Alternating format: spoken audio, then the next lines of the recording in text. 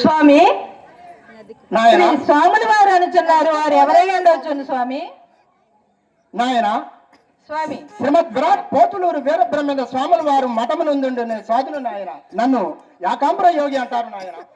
స్వామి తమ నామధేయం ఏమి స్వామి? యాకాంబర యోగి అంటారమ్మా నాయన. స్వామి మీరు ఎచ్చట నుండి వచ్చుచుంటిరి?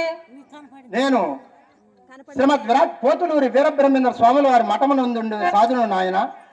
ఈ పరిసర ప్రాంతాల్లో మా గురువు గారు వచ్చుతున్నారు, అందుకనే భక్తులను ఇక్కడ పోగి చేసి భక్తులను చేకూర్చి ఇక్కడ ఉన్న మా గురువు గారు వచ్చుతున్నారమ్మా కొద్దిసేపటిలో. స్వామి వారి చెంతకు ఆ మానవుని చెంతకు మేము రావచ్చునా స్వామి?